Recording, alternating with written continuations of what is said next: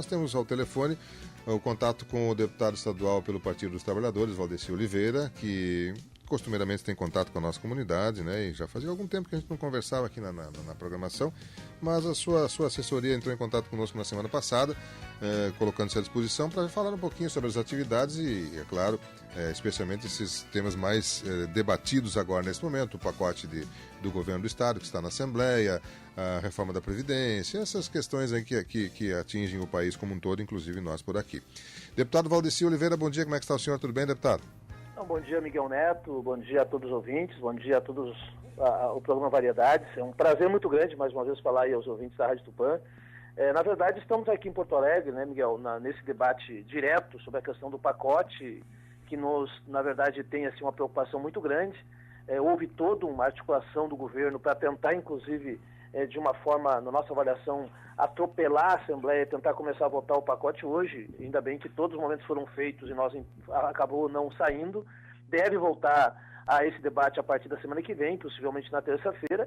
Nós, da bancada, temos uma posição muito clara, nós vamos votar contra todas as medidas, pois nós entendemos, nós discordamos do conceito do pacote, que na verdade visa retomar a privatização, desmontar o serviço público e precarizar ainda mais a saúde, segurança e a educação. O pacote, na verdade, ela propõe como centro cortes e extinção de setores fundamentais para o Estado, que produzem inteligência, desenvolvimento, pesquisa, como, por exemplo, a Fundação de Saúde, a Fundação de Ciência e Tecnologia, a Fundação de Economia e Estatística, a Fundação de Pesquisa Agropecuária, que é a FEPAGRO, e vários outros órgãos extremamente importantes estão sendo extinguidos pela proposta, sem nenhuma outra alternativa. Também o pacote, o centro dele propõe a venda de empresas altamente lucrativas, né, para o Estado, como é o caso da CRM, que é a Companhia Rio Grandense de Mineração, a Sulgás, a CE, nas regiões onde existe, ou seja, o que está acontecendo nessa proposta, a nossa avaliação é que o governo Sartori está entregando o filé mignon do Estado para a iniciativa privada, para grandes grupos econômicos, e o Estado fica com a carne de pescoço. A extinção, por exemplo, das fundações prevista no pacote representa 0,4%, ou seja, apenas 120 milhões de valor gasto pelo Estado nesse ano. É muito pequeno. Um governo que quer extinguir, por exemplo, a TVE, a única TV pública do Estado, que o custo da TVE é 0,04%, é quase nada.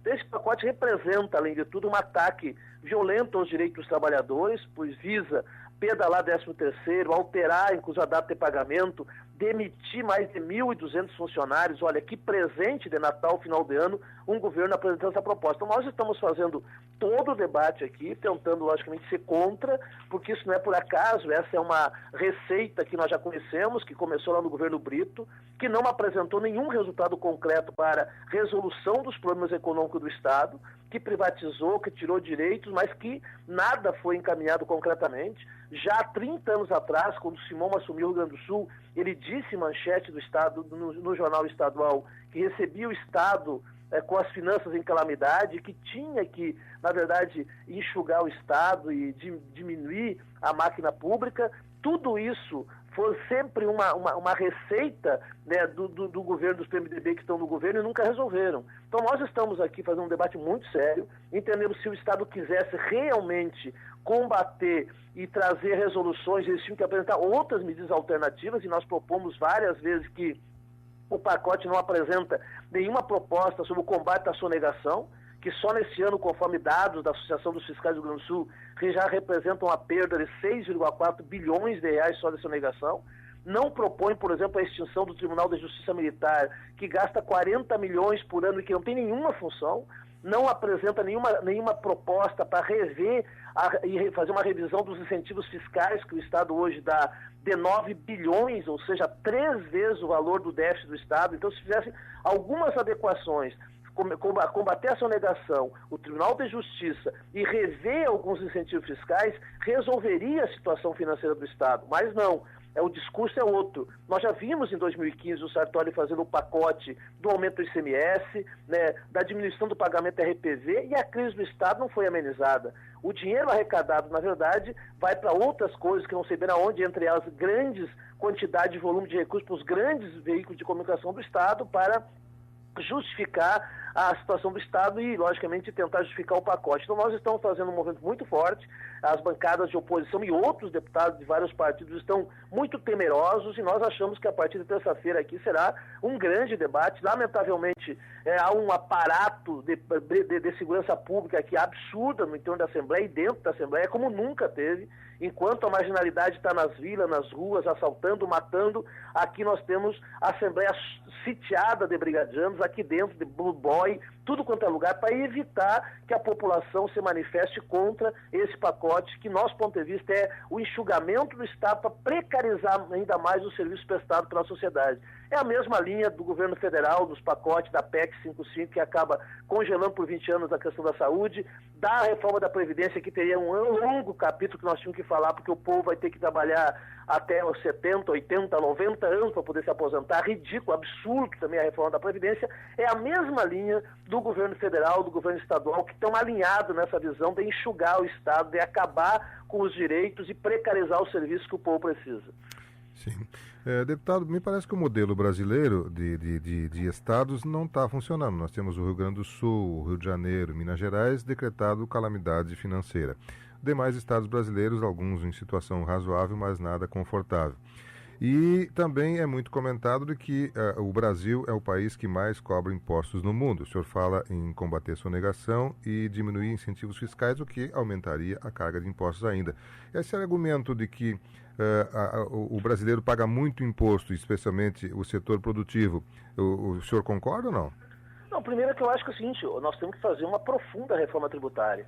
Enquanto não houver uma profunda reforma tributária aqui no Brasil, nós continuaremos com essa guerra fiscal e com todas essas questões que estão acontecendo e acaba sempre sobrando qualquer medida que os governos tomarem para resolver a situação financeira do Estado, do país, acaba sendo sobre os trabalhadores, sobre quem produz. Eu concordo contigo, há um violento índice de impostos, tem que diminuir. Agora é o seguinte, Miguel, se tu fizer um processo de combate à sonegação, que quando eu estou falando de sonegação não é do pequeno, do médio, é das grandes sonegadoras desse Brasil, os dados, e não são meus, dados oficiais dos fiscais aqui do Estado do Rio Grande do Sul, só nesse ano a sonegação deve chegar em torno de 6,4 bilhões de reais, é o dobro do déficit do Estado. Quando eu falo em incentivo, é o seguinte, o que é incentivo? É o governo abrindo mão de uma quantidade enorme de impostos para incentivar alguns empreendimentos que são importantes. Não estou dizendo que não. Tem várias cadeias importantes produtivas que tem que ter incentivo, leite, etc, etc. Agora, será se as grandes empresas, as multinacionais que nós temos nesse Estado, têm que ter um incentivo tão grande que chega hoje na casa de 9 bilhões de reais de receita que o Estado abre mão, deixa de arrecadar, e o déficit do Estado é 3 bilhões. E isso nós estamos prejudicando a saúde, a educação, a segurança pública e os próprios servidores. O serviço do Estado não pode parar. Eu concordo contigo. Primeiro, tem que haver, logicamente, uma mudança, diminuição dos impostos, mas também tem que haver cobrança daqueles que não pagam. E eu acho que esta questão da reforma tributária, de uma discussão de uma justiça fiscal, de cobrar das grandes fortunas, eu acho que essa é uma alternativa. Agora, os governos não estão tendo coragem para enfrentar esse debate. Acaba sendo mais fácil, sempre ele estoura na parte mais fraca, que são os trabalhadores, que são os servidores, que são a população, os agricultores, a pequena, assim por diante. A própria reforma da Previdência ataca direto os agricultores, as agricultoras, as mulheres e homens que trabalham, que produzem e que agora vão ter que pagar o INSS se assim quiser se aposentar. Ele ataca direto aqueles que precisam trabalhar, os trabalhadores que vão ter que trabalhar 40 anos de carteira de desconto para poder se aposentar com salário integral. Ou seja, então tem questões, medidas que nós entendemos altamente nocivas. Essa é a visão do Estado mínimo. Eu não sou defensor do Estado máximo, agora o Estado necessário para que a sociedade possa ter serviço de qualidade. E não pode, o serviço de qualidade tem que ser prestado para o Estado de uma forma que não seja prejudicial para aqueles que sempre são os prejudicados. A média dos pobres, da classe média, dos setores produtivos, são sempre aqueles que são atingidos pelos pacotes. Por que não mudam outros poderes? Por que a reforma da Previdência não mexe na questão do militar, na questão do judiciário, que são os que mais têm hoje, que mais ganham nesse país? Eu acho que essas questões é que têm que ser debatidas, a sociedade precisa saber disso, senão a grande mídia acaba sempre colocando um lado da coisa sem discutir os outros lados que são fundamentais. O senhor já foi um gestor público e pode nos falar sobre isso. A gestão estadual dos estados do Brasil pode ser melhorada? Que linha ela deve ter para poder ter uma sustentação e ter um amanhã mais tranquilo? Porque os estados do Brasil estão todos eles com dificuldades. Que nós acabamos sempre fazendo com que a visão, digamos assim, do Estado, ela está equivocada. Nós precisamos criar alternativas e mudar o conceito de receita, mudar o conceito de gasto e mudar principalmente o conceito de quem deve fazer a distribuição do bolo. Ou seja, sempre o bolo tributário acaba ficando em cima de um percentual da maioria, que é os que menos ganham, e diminui o volume, digamos assim, daqueles grandes fortunas, dos grandes empresários, das grandes multinacionais, que, como eu já falei, a maioria delas, inclusive, são isentas. Então, acho que tem que mudar o foco e a reforma tributária é necessária. E por que nós não conseguimos, ao longo de tantos anos, fazer uma reforma tributária? Porque tem grandes, poderosos, né, grupos econômicos que não interessam, porque eles são beneficiados com o sistema que está aí. Então, acho que a gente precisa fazer essa mudança e qualificar, logicamente, o sistema tributário brasileiro, da receita, da despesa. Não tenho dúvida que tem que criar essas capacidades, essas condições. Agora, para isso, não é dessa forma. E essa forma é uma forma, no meu ponto de vista, ativa, porque se ela fosse para resolver, já tinha resolvido quando o Brito fez todas as privatizações, as vendas desses importantes estatais. Hoje o Estado praticamente não tem mais grandes empresas. Todas são privatizadas. E qual é o resultado de curto, médio e longo prazo? Nenhum. O pacote do governo Sartori, por exemplo, não resolve nada, porque ele dá uma economia de 300 milhões, mas só uma empresa que quer vender dá um lucro de 600 milhões. Tem alguma coisa errada. Alguém está interessado em ganhar dinheiro. Quem que vai fazer o serviço da FEPAGRO, da FEPES?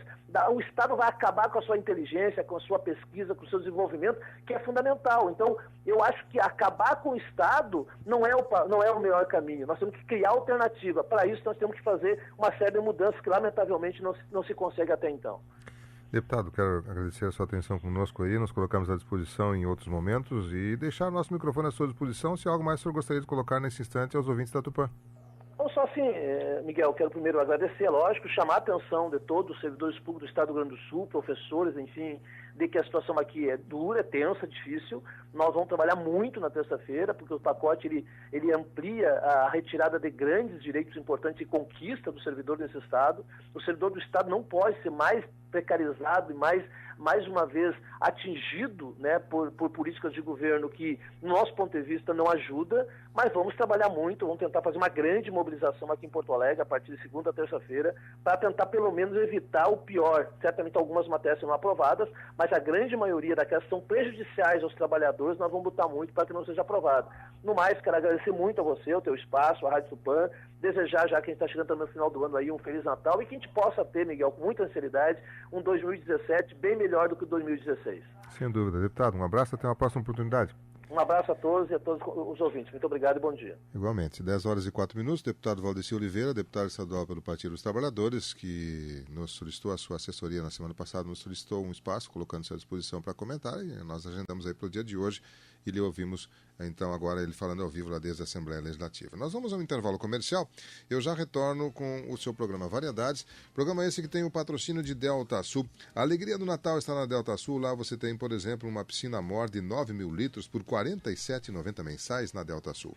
Farmácias associadas aqui você tem amigos, farmácias associadas em Tupã, Farmácia Econômica, na Avenida Rio Branco 437, telefone 3272-1444. O apoio é de Rio Máquinas Agrícolas, a sua concessionária Estara para Tupã, Ciretã e região, orgulho de ser brasileira. Um rápido intervalo comercial, eu já retorno.